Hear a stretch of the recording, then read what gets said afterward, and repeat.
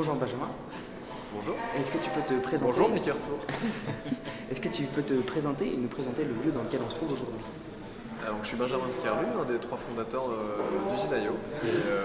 Usine.io est un espace qui est dédié au prototypage et à l'accompagnement industriel, dans lequel en fait on va accompagner les membres à développer leurs produits, travailler sur leurs prototypes et faire mûrir tout ça vers l'industrialisation. Est-ce que tu peux nous parler des différentes typologies justement de ces membres? Les membres d'Usine.io, ils viennent d'horizons divers. On va retrouver des gens qui vont être des personnes qui viennent en solo, des designers, des ingénieurs en freelance par exemple, des techniciens, des architectes, des étudiants.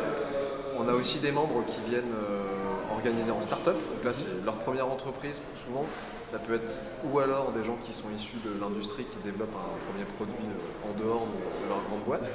Et puis la dernière catégorie de membres, ce sont des gens qui viennent plutôt de grandes entreprises et de laboratoires de recherche. Très bien. Et comment ça se passe alors si une entreprise, une PME ou une grande entreprise souhaite venir à l'Usine.io? Est-ce que tu peux nous expliquer un petit peu comment ça se passe? C'est très facile de venir découvrir Usine.io. Le plus simple en fait, c'est de faire une visite. Donc là, il suffit de pianoter sur le site internet pour booker un rendez-vous. Une fois qu'on a le rendez-vous, vous pouvez rencontrer aussi un expert industriel. On a ici 6 experts qui vont couvrir le secteur de la mécanique, l'électronique, l'industrialisation, les procédés de fabrication.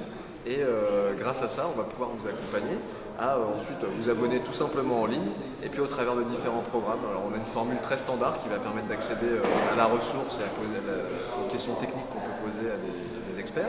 Et puis on a une formule un peu plus accompagnante qui s'appelle le programme Booster, où là on va se retrouver toutes les semaines pour pouvoir vous aider à progresser dans les projets. Et il y a aussi le programme Proto School, tu peux nous en parler un petit peu? Alors Proto School, c'est effectivement un programme qui est lié à la formation chez nous. La formation sur les machines et sur les équipements, voire les logiciels, est gratuite et inclus dans le forfait. On organise pour les gens qui veulent découvrir plusieurs procédés de fabrication très rapidement, à peu près tous les mois et demi, tous les 2 mois. C'est calqué d'ailleurs sur les vacances scolaires. Le programme Proto School qui va permettre de découvrir des machines, des équipements dans le cadre d'une semaine. On va couvrir à peu près 80% des équipements ici et ressortir avec un produit qui est un petit objet connecté sympa. Peux-tu nous dire comment justement t'es venue l'idée du concept de l'Usine.io? Je vous fais la vraie histoire. C'est cool. En fait, Usine.io est né en termes de projet plutôt en 2013. Et là, en fait, l'idée, ça a été d'explorer très rapidement les besoins qui existaient pour les porteurs de projets, entreprises, start-up, particuliers, inventeurs, etc.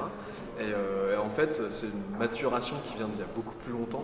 Quand j'étais étudiant, j'avais dans mes carnets de notes le rêve d'un atelier partagé pour des étudiants ou des gens qui voulaient créer des nouveaux produits. J'avais appelé ça le Palace à l'époque avec mes copains. Et finalement, c'est tout ça qu'on a réalisé aujourd'hui. Donc voilà. Where you wanna go? What you wanna do? Need a coffee? Where you wanna go? Wanna start the day? Comment, selon toi, l'Usine.io change-t-elle la vie des entreprises? Comment Usine.io change la vie des entreprises? C'est une excellente question. On change beaucoup de choses, je pense, en particulier sur l'approche de l'innovation. C'est-à-dire qu'on réussit à montrer, à faire comprendre que l'innovation, c'est pas une barrière, c'est pas un risque. Simplement, il faut réussir à l'apprendre avec parfois les bonnes pincettes ou le bon angle pour faire mûrir les idées vers des projets et ensuite faire exploser ces projets en nouveaux produits. Mais on essaie d'enseigner ça aux gens. Voilà. Super, un grand merci. Je t'en prie. Merci Maker Tour.